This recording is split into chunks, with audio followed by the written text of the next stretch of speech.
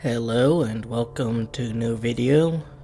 Video games, like any other entertainment media, tend to change over time. Sometimes new ideas are added, sometimes others have to be discarded, sometimes technical difficulties crop up, and Scorn is no different.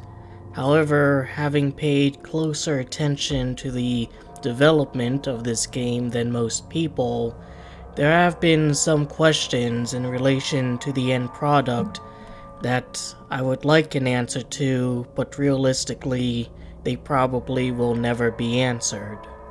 This video isn't going to be just me lamenting the cut content from the game, though that's also not off the table either, but instead I'll be covering a range of subjects between all versions of Scorn.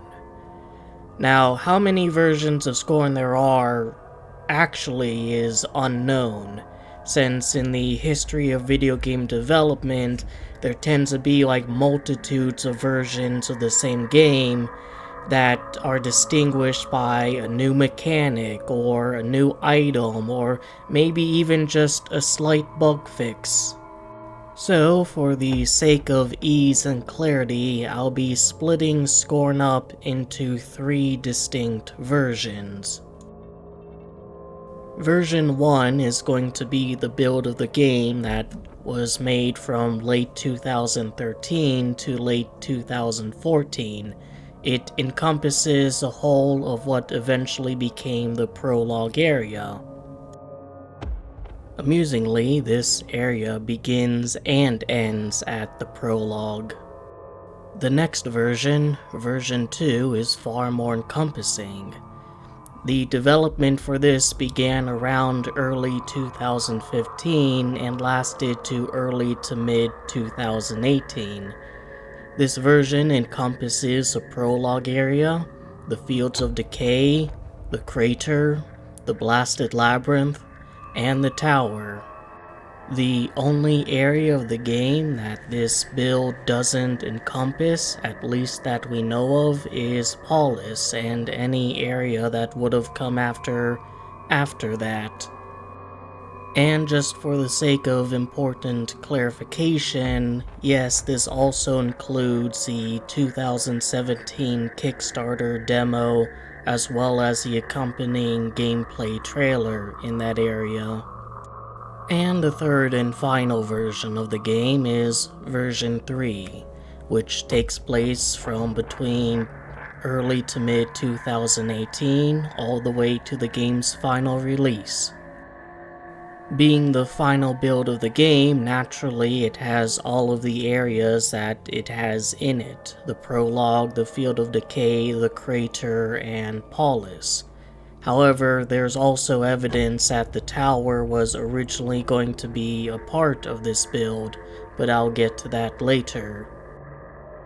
The first real question I have is, what exactly is this structure and what was its purpose? In some strange way, it reminds me a bit of those anti-gravity flesh walkways in Agony, but I have no idea if that's actually what it would have been used for. It's featured rather prominently in this shot, however there's no real information about it. In fact, in the art book it just says it's a mysterious monolith from the first trailer, and that's about it. In one of the shots, there's this really quick clip where the camera pans past this door and hanging claws. I assume the hanging claws are supposed to be there as kind of like extras in case something on the main machinery breaks. Whether or not they're actually replaced, just there for a bit of world building. However, what interests me is that door there, because it looks like there are rails going into it, and yet there's no equivalent of that in the final build. Were initially you supposed to get the cart from there, or push a cart into there? What was the purpose of that entrance? This one here is actually one of the biggest mysteries about the game's development. You can see here that the character is holding up what's clearly the pistol weapon that you get in the crater area of the final product. In the files for the Scorn prologue, you can find this video.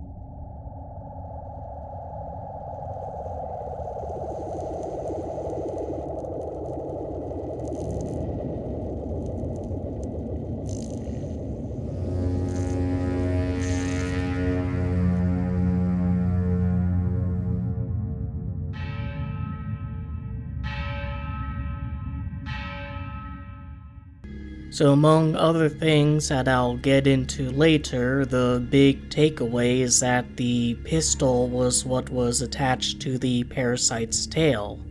In fact, there's even early concept art showing that fact, though they had to remove the connection in the final game due to technical difficulties.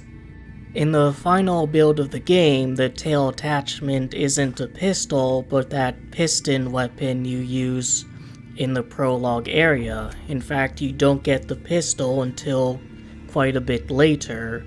And that kind of makes me wonder, like, was the piston machine a much later addition to the game?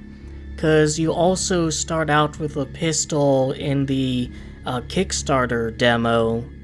And in this shot here, you can see not only does he have the pistol, he has a pistol and is standing right next to that command center, that central structure from the prologue. So not only does it seem like initially you are going to get the pistol very early on, but you are going to get it in the earliest area of the game rather than the same facility, but as the second Scorn guy who has already traversed through the fields of decay. The reason this is important is because what weapons you have available to you influences the difficulty of the rest of the game. And if initially you were going to start out with a pistol and they changed it to the other machine, I think that's had significant knockback effects for the rest of the game that I'll get into, well, later. There's other questions to be asked about this version of the game. Were there any additional machinery to interact with? Why was the design of it changed so severely between versions, and was the rest of the game going to look more like this if they did continue with this version? Strangely enough, a lot of these questions could theoretically be answerable, because this version of the game was a demo that Ebb Software sent out to different media websites in order to gauge their interest and reaction to Scorn. Unfortunately, I don't know if Ebb Software or any of the people they sent this file to still has it, so for all we know, it could be truly lost Scorn history. The next version of the game, the 2015-18 version, is probably the most interesting in terms of development history for me.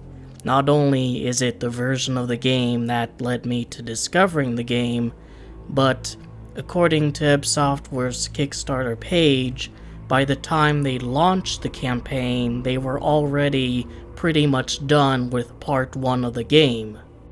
This means that for any question I might have here, there should be a definitive answer to it.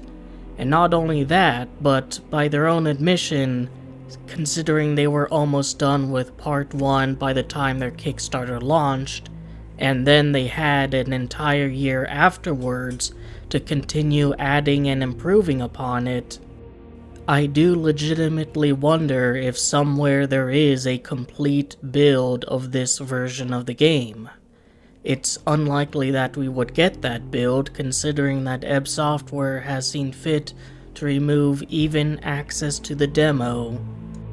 The very first few shots of the 2016 trailer are of what we now understand to be different assets that are in the prologue area, more specifically in the final sections of the prologue area, like these meat pillars here.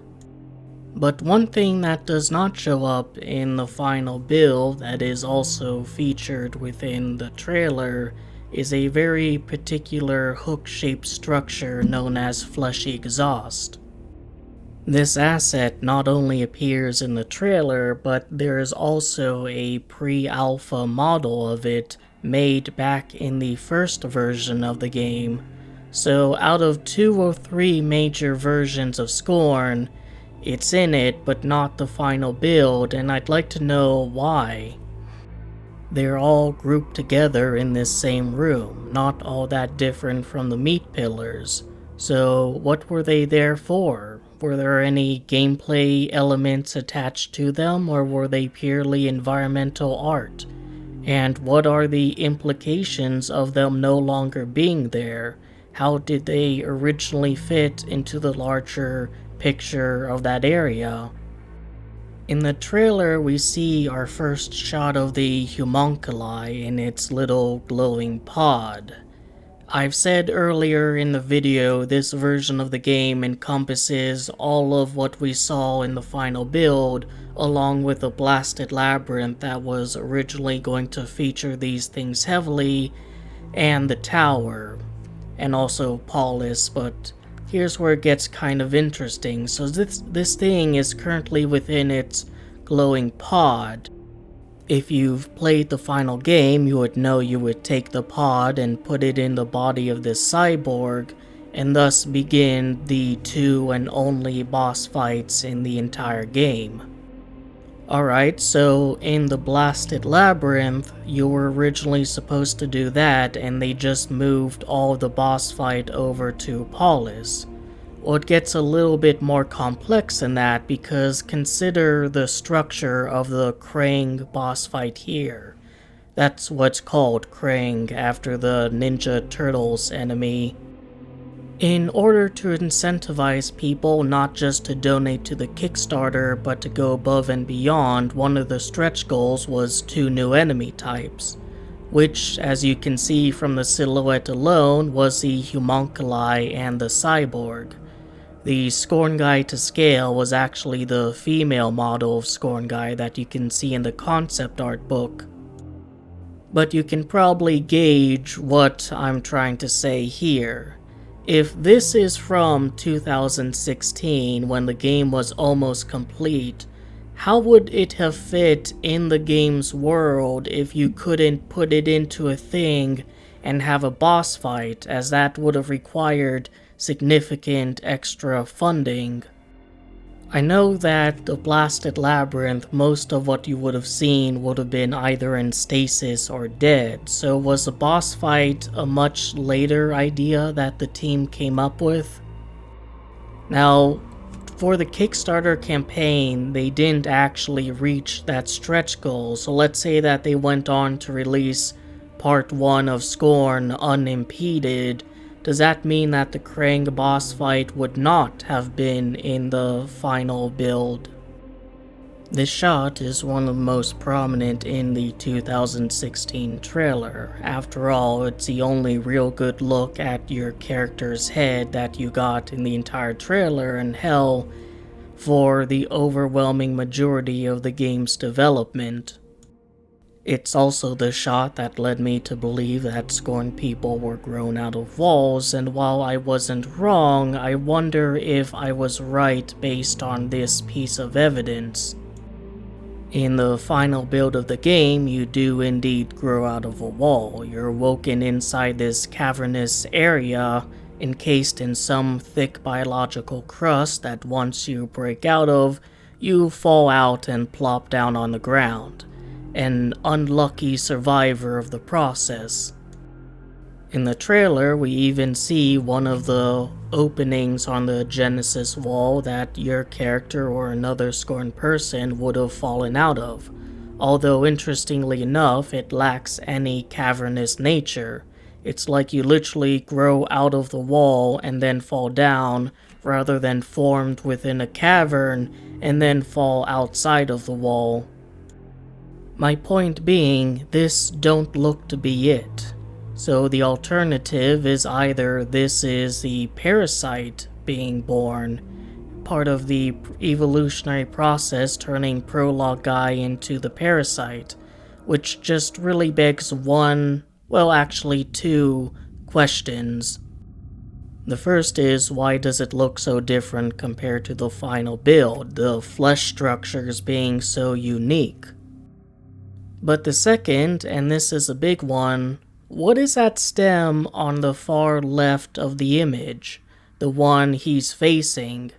There are stems on the parasite himself, one coming out of his head and that forms a biomask, and one coming out of his rear forming the tail. But here, not only is there one stem in front of him, but there's also one stem coming out from behind him. And it's the exact same kind of stem as from before him. So is he the only Scorn person in that scene, or are there multiple Scorn people? Multiple Scorn people being turned into parasites even? After all, in the final build, the only stem that we get is one coming out of our lungs. One of the final shots shows this giant door opening up, revealing a silhouette of our character. Thanks to the art book and cross-referencing what it looks like in the concept art with the art book, we can definitively say this location was from the Cut Tower area. We get another shot of our character, this time more of a torso shot of him walking around with a pistol in hand. But if you look on his chest, you'll notice two rather gnarly wounds that he must have suffered at some point prior in his adventure. In fact, given the fact it is physical damage on the model, I even correctly predicted that this was story-based damage and not damage that you can occur from just not playing the game particularly well. You've seen it before, but here's a final build to confirm it was the parasite's doing that caused him that damage. It dug into his chest and ripped out part of it so it can further sink its awful arms into your form. The developers themselves have said many times that they wanted to keep as many aspects of this game as secret as possible until the final release. So it would not be surprising if the answer is simply they didn't want to reveal the amazing twist that was to come in the final build. There was this parasite thing and he's attached to your back and it holds the items sometimes. And yet I wonder if, in the original versions of the game, you were going to remove the parasite and then still have quite a bit of adventure ahead. And I think I have some evidence to support this. If the game was as linear as its final product, then according to the art book, the tower would have been a place you visit after the Blasted Labyrinth. And seems like the Blasted Labyrinth was either a place you visit after the Fields of Decay or after the Crater, regardless of which after you run into the parasite. Or, if the game really was an interconnected series of maze-like structures you explore in a non-linear fashion, as the promotional material states, then it's possible that after you have the parasite attached to you, rather quickly before you go anywhere else like the crater or the tower or even the Blasted Labyrinth, there would have been a specific place you could have gone in order to get the parasite removed. Considering that what Paulus ended up being was effectively a dumping ground of blasted labyrinth stuff, it legitimately wouldn't surprise me if there was an option to go to the blasted labyrinth first, and then go to the tower without the parasite attached to you. But the ultimate evidence, I think, is pretty darn simple. That clip is from Scorn Part 1 of 2, which, as we've established, it encompasses everything but Paulus. If your character was able to remove the parasite at any point during Part 1, then naturally the character would not have the parasite attached to him in Part 2. The initial plan for Scorn was that periodically you would come across these save stations. The gimmick for the save station was that you would only be allowed to use it once before not being able to use it again, indicating that you would eventually return to those areas along your journey. Or in the very least, you're not able to save scum. While we see two mechanical arms unfold here, it's still a mystery as to what the full animation would have been. I presume that the arm on the right would have dispensed ammo, while the one on the left might have refilled your health, but without seeing for certain, there's no good way to tell. Given that the developers were so insistent on trying to ensure as many elements in the game have some in-universe lore basis, it's not just a video gamey thing, I also wonder if there was like an in-universe explanation for how the save station works.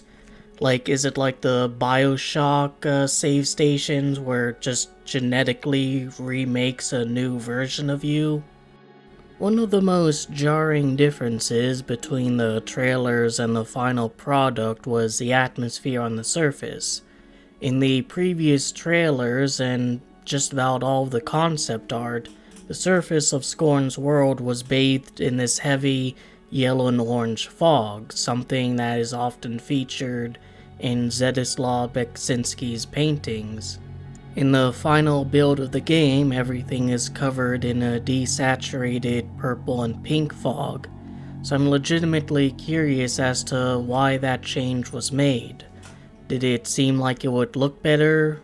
Was that the previous version just looked too bright and sunny, whether or not it actually was?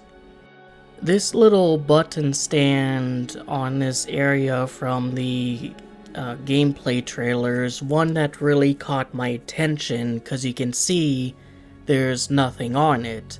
In the Kickstarter demo, there was a bunch of that red crap all over it, preventing you from interacting with it.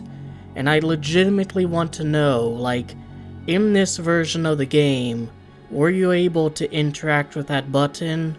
Because I have a feeling it would have, like, lowered or moved the little wall there and allow you to go forward on the bridge and then access the other side of the facility. Because in the version that we played, you were only able to access one side of the facility before the demo ended. Speaking of the difference between gameplay trailer and demo, what was originally on the lower side of this area? Because in the demo, you go down there to get the wrist key, so you can go up and then upgrade this stone key, but here you already have it. You also can go down there after raising the elevator in the other room to acquire the shotgun, but again, here you already have it. I wouldn't be surprised if the area with the wrist key upgrade station was just like an ammo thing or health thing, but the room where you get the shotgun in looks suspiciously like it was made to hold shotguns, so I wonder if that's actually where you would have gotten the shotgun in the final game, and they just gave the character the shotgun prior in order to hide that fact. In any case, this entire version of the game is one big mystery, and it's frustrating knowing that so much of it was completed and then ultimately discarded mere months before it was supposed to release. There is one bit of evidence I think I have for the fact that the placement of the weapons were swapped around so severely. At the end of the trailer, Scorn Guy comes across this dangling ceiling worm that blinds him for a few seconds before killing him. It has a direct line of sight attack. If nothing's blocking your vision to it, it will kill you. This thing also appears in the Kickstarter demo. You raise the elevator and have only a few seconds to get out of the accompanying room, which then allows you to enter the lower area where the shotgun is located. Interestingly, it also does the same thing in an earlier version of version 3. For the 2020 gameplay trailer, it acts exactly the same, requiring you to move it around and then use a grenade launcher to kill it without looking directly at it. The grenade launcher being a weapon in the trailer that's much earlier in the game than in the final version. In the final release, it has none of those attributes. It just kind of dangles around and either throws acid at you or bap you really hard if you get too close to it. So what I'd like to know is how late of an addition was a piston weapon for developing the game? And did that cause a kind of cascading effect where now we have to move the pistol further into the game? Now we have to move the shotgun further into the game. Now we have to move the grenade launcher further into the game. Well, oh shit, we've had this ceiling penis thing that you use a grenade launcher to destroy or have some environmental mechanics to avoid, but we can't do that anymore because the grenade launcher is all the way at the end, so we need to change the attributes of this enemy. I will say that in the Kickstarter demo files, there is a component known as the stun gun, which kind of sounds like the piston weapon because it does kind of stun enemies for a brief second, but the accompanying model for that is just a handle that you attach all the gun parts to. Another thing I legitimately wonder is if the crater area in the demo was supposed to be a kind of branching off point. You can go the way that you went in the demo, or it was possible to explore the other side, perhaps arriving at a completely different place than the Crater Queen area, or where you're going was a completely different place. Perhaps even you'd be able to explore, say, the Blasted Labyrinth or the tower well before you reach the Crater Queen.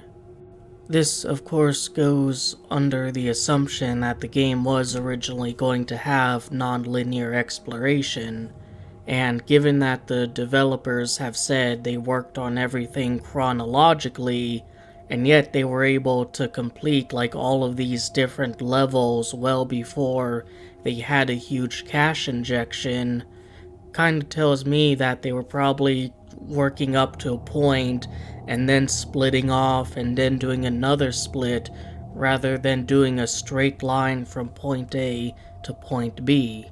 And the Kickstarter would have been for the benefit of adding even more rooms and splits and directions. How much of what was in the 2020 trailer was originally going to be in the game as presented? For example, here you can see the Krang boss fight, though in a state that's nowhere in the game.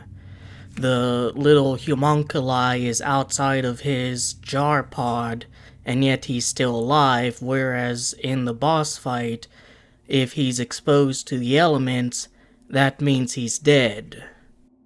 Indeed, this shot of the wall here is not in the final game.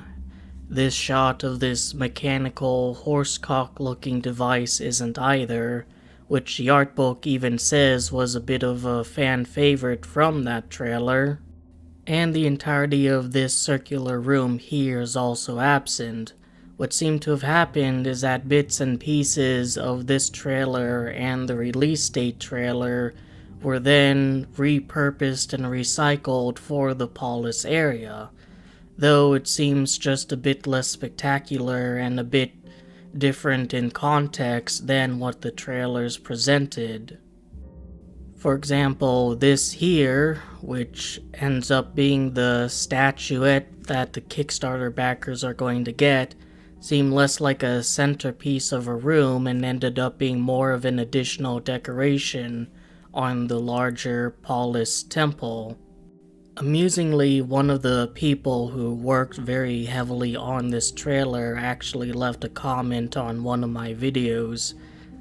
He linked me to his ArtStation page showing some behind the scenes stuff of making this area, but it's since been deleted. However, I was able to ask him if this area was something that's actually in the game, or if it was something constructed just for the trailer, but he said he was unable to answer that due to an NDA. Well, we now know the answer to that, don't we?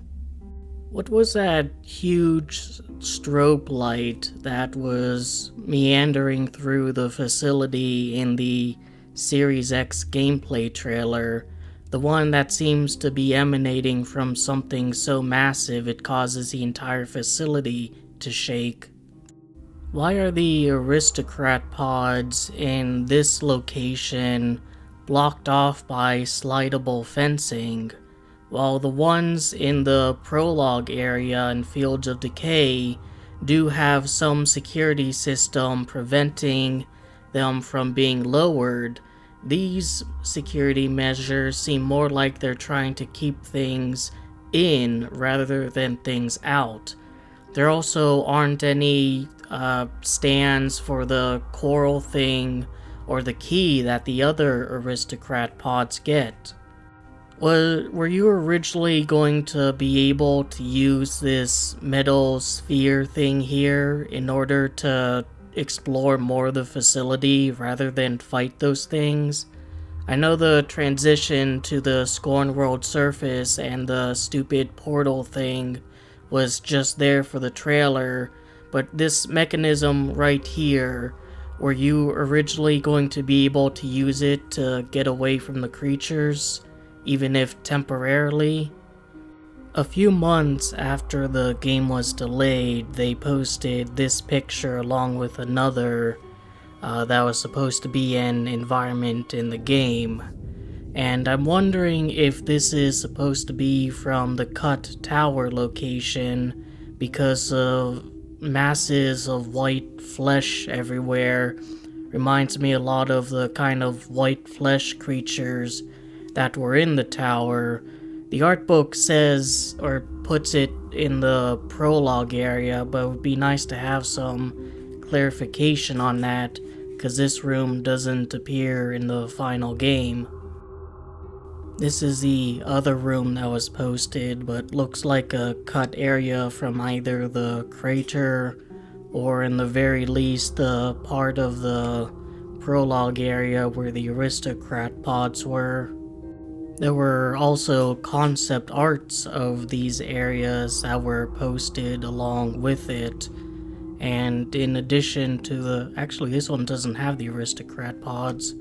And in addition to that, there were also kind of short videos that basically just pan in a little bit to the environment, showing off maybe a detail or two more than a still image, but nothing super substantial. But it is still wonder why they went through all the time and effort of modeling, texturing, lighting, and presumably implementing like the control schemes and mechanics and interactivity, only to then just not use those rooms. And yeah, that's the questions I have regarding the game's development. I know there's like 2 other trailers that were also released after the ones that I've shown off here, but those trailers are so close to the final release that there's really nothing that could have been different or added to them as far as I could tell. So, here's some questions that may never be answered. I hope you enjoyed the video, that it gave you something to think about or otherwise entertained you. Take care.